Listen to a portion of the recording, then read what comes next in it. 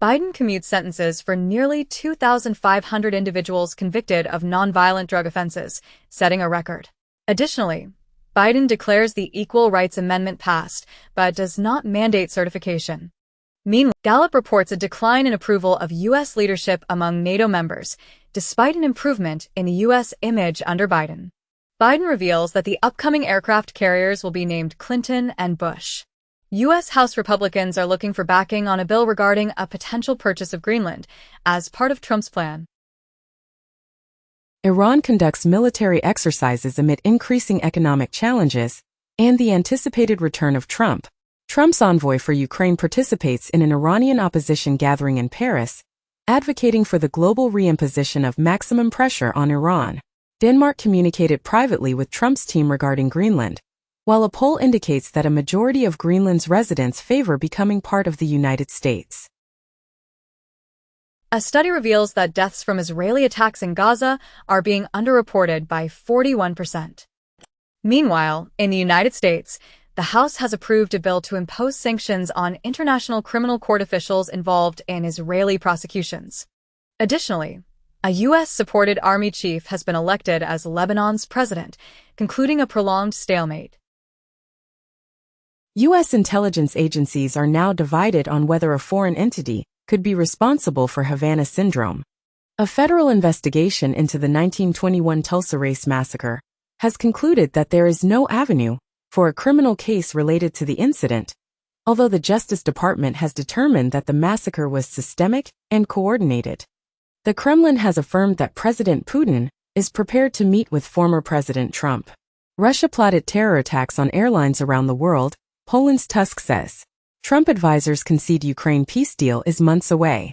U.S. sanctions Chinese and Kyrgyz firms supporting Russia's war in Ukraine. The United States has completed a rule prohibiting smart cars equipped with technology from Russia and China. Additionally, data from an association indicates that China's vehicle export growth is anticipated to decelerate in 2025.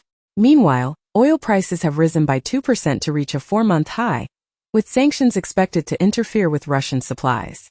Furthermore, Alberta's premier has issued a warning that Trump's tariffs are imminent and will encompass oil from U.S. terror list. NATO launches new naval operation in Baltic Sea after severing of cables. The Biden administration has introduced rules to oversee the global expansion of artificial intelligence. Additionally, Biden has announced the final set of AI chip export restrictions targeting China and Russia. For days prior, NVIDIA expressed disapproval of the reported Biden plan for AI chip export curbs. As part of Biden's comprehensive new AI export controls, most of the world is now covered. NVIDIA criticized Biden's new AI restrictions as misguided and commended Trump's laissez-faire approach to the tech industry. Meanwhile, OpenAI has unveiled its favored version of AI regulation in a new blueprint. Hamas has approved a draft agreement for a ceasefire in Gaza and the release of certain hostages, according to officials. Sources indicate that Israel and Hamas have reached an agreement in principle regarding the ceasefire and hostage exchange. Recently, Turkey's intelligence chief and Hamas officials have been discussing efforts for a Gaza ceasefire, as reported by a Turkish source. In the first phase of the emerging Israel-Hamas deal, 33 hostages are expected to be released, and Palestinians will be allowed to return to North Gaza. A Palestinian official informed the BBC, as the Gaza ceasefire agreement is being finalized. Ex-CIA analyst admits to leaking classified documents about Israel. Qatar announces that a ceasefire between Israel and Hamas will commence at 8:30 a.m. on Sunday.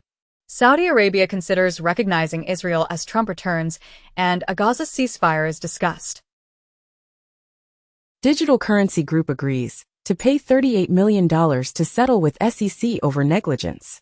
In the U.S., Genshin Impact game developer will be banned from selling loot boxes to teens under 16 without parental consent. Pay a $20 million fine to settle FTC charges.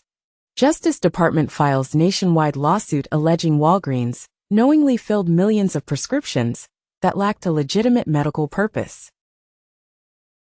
A remarkable sword from the 6th century, adorned with runes, was discovered in an Anglo-Saxon burial site close to Canterbury in Kent. Following a volcanic eruption, the ancient Danes presented sunstones to the deities in hopes of restoring the light, as it is believed that ancient societies may have carved sunstones to alleviate volcanic winter. The World Monuments Fund has included the moon among its list of sites at risk.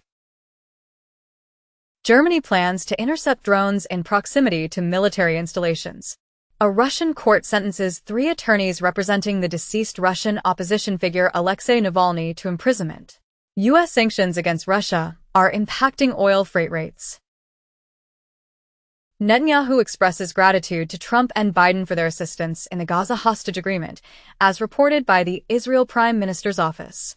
Both Trump and Biden assert their roles in the Gaza ceasefire agreement, with Biden mentioning that Americans will be included among the hostages released and humorously declining to acknowledge Trump's contribution to finalizing the deal. Is that a joke?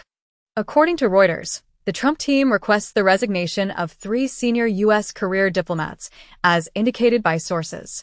Musk is reportedly involved in efforts to secure the release of an Italian imprisoned in Iran. German bosses are blaming the country's economic woes on work-shy Gen Z calling in sick nearly 20 times a year. And reportedly, for German sick leave detective, business is booming. Gen Z needs office etiquette skills, hiring managers say. In the U.S., college tuition has fallen significantly at many schools. Priced at $18,000 in Japan to appeal to a market hesitant towards electric vehicles. Trump receives sentence of unconditional discharge, enters office as convicted felon. Yesterday, the Supreme Court announced a 5-4 decision international transactions, and Trump's property company is negotiating to repurchase his Washington, D.C. hotel. United Health shareholders are calling for a review of policies that they believe have either delayed or denied access to healthcare. Meanwhile, Japanese police are considering implementing mandatory ID checks for scrap metal trading in an effort to curb the rising number of thefts. Additionally, Chinese embassies in Thailand and Myanmar have issued warnings about high-pay scams following the recent kidnapping of an actor. Thai police have reported that the Chinese actor was trafficked to Myanmar to participate in a scam operation. The actor, Wang Xing, has stated that a fraud gang transported him to a scam compound in Myanmar. U.S. court approves sale of $6.5 billion in seized Silk Road Bitcoin.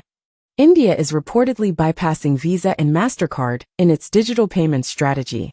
According to sources 11 months ago, India's central bank requested that Visa and MasterCard cease B2B payments through fintech platforms.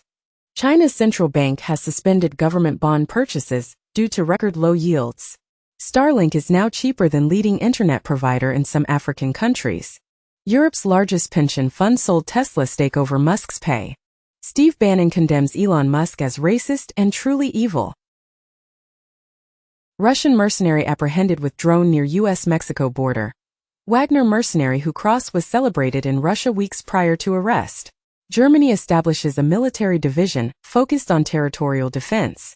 Ukraine interrogates 2 North Korean soldiers captured in Kursk, according to Zelensky.